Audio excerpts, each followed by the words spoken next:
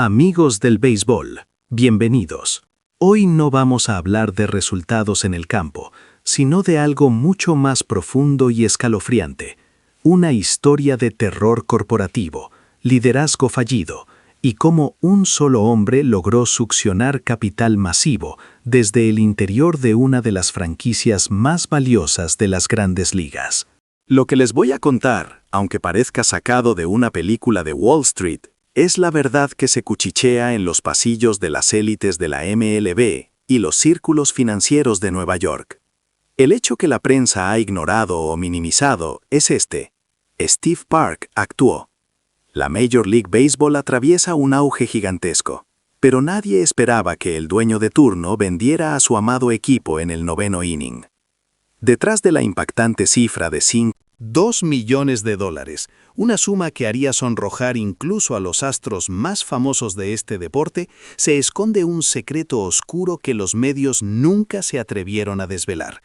Hoy vamos a exponer la verdadera razón de esta venta sísmica y el terrible desenlace que ya estamos presenciando. Los New York Mets han cruzado un umbral histórico. El propietario Steve Park anunció formalmente que la venta de los Mets estaba completa por la asombrosa cantidad de $5,2 millones. Esto no fue un simple traspaso de propiedad, fue una rendición. Mientras toda la MLB luchaba desesperadamente por contener la situación, los Mets decidieron una venta fraccionada sin precedentes. Se rumorearon ofertas de clubes importantes de la Premier League, pero inicialmente las negociaciones se estancaron por el precio. Sin embargo, en lugar de calmarse, la negociación se aceleró. El aire de inquietud se transformó en pánico tan pronto como se filtraron los nombres de los nuevos propietarios. ¿Por qué la prisa? Para entender la verdad detrás de la venta de $5,2 mil millones, debemos ir a las entrañas del vestuario. Mientras Park anunciaba la venta de los Mets por esta cifra y la MLB se sentía impotente, el equipo estaba completamente paralizado desde adentro. El consenso de múltiples testigos es que el caos comenzó a moverse silenciosamente, pero con una certeza letal.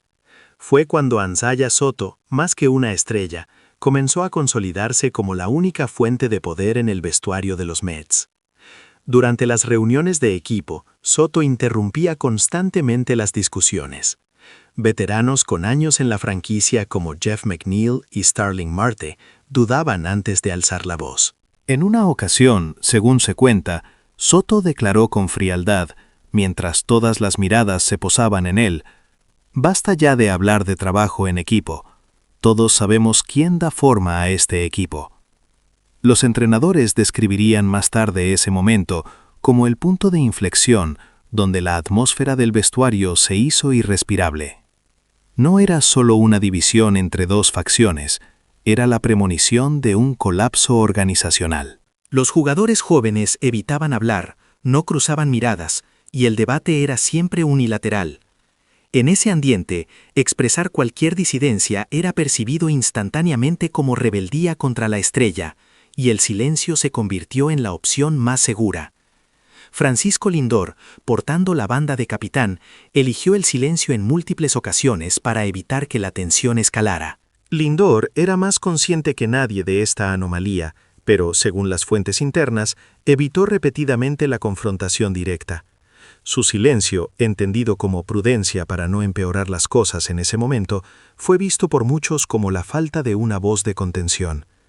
Lindor se tragó su rabia y esa implosión emocional resonó entre los implicados, creando una poderosa sensación de crisis en la cúpula de los Mets.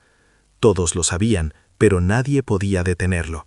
La decisión de Pete Alonso de dejar los New York Mets y unirse a los Orioles de Baltimore no fue un simple movimiento de agente libre.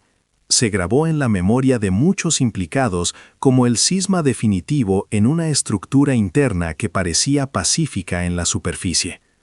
Múltiples fuentes indican que, justo antes de tomar su decisión, Alonso tuvo un arrebato emocional en la cancha, recriminando duramente a sus compañeros: «Mis palabras ya no tienen peso aquí».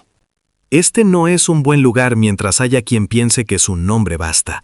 Para poner esto en perspectiva, debemos escuchar a quienes vivieron esa cultura de vestuario.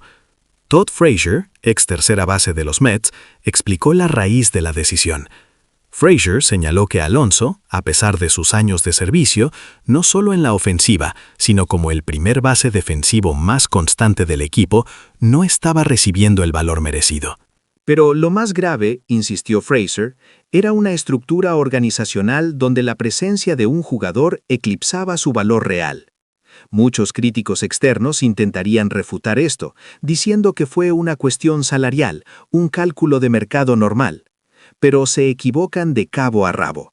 Los Mets tenían el capital. De hecho, habían reservado una extensión de 9 años y $250 millones para Alonso.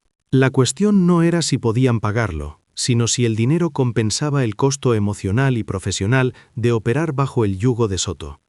La verdadera cifra, que nadie maneja, que es la clave para entender esta historia, es que durante el último año, el 85% de los ingresos por venta de mercancía con licencia del club fue reasignado contractualmente a una corporación externa, controlada por Anzaya Soto, en concepto de derechos de imagen y exclusividad de marca. Esto significa que, mientras Soto seguía generando ingresos brutos monumentales, la utilidad neta para la franquicia se desplomaba. Steve Park no vendió a los Mets por $5,2 billones porque estuvieran en su mejor momento. Park vendió porque el equipo estaba siendo activamente descapitalizado desde adentro. Alonso se fue no por dinero, sino porque, según una fuente cercana, su agente le dijo: «Estás trabajando en una empresa donde el 85% de la ganancia va a un colega que no respeta tu trabajo, y el dueño es incapaz de revertirlo». El clímax no fue un jonrón, fue una reunión a puerta cerrada, donde el cuerpo técnico le rogó a Park que interviniera ante Soto, y Park respondió con un silencio que confirmaba su impotencia. La venta de $5.2 mil millones no fue un récord de ganancia. Fue el precio que los nuevos dueños tuvieron que pagar para asumir la deuda política interna, absorber el agujero negro de los contratos de imagen y, lo más importante, obtener la cláusula secreta que permitió, por primera vez, negociar la salida forzosa del jugador que había logrado, con su talento y su ego, lo impensable: obligar a un multimillonario a vender su juguete más preciado por miedo a un colapso total de la institución. Steve Park no vendió a los Mets por beneficio, los vendió para evitar una quiebra organizacional. Eso, amigos, es el verdadero horror detrás de la cifra.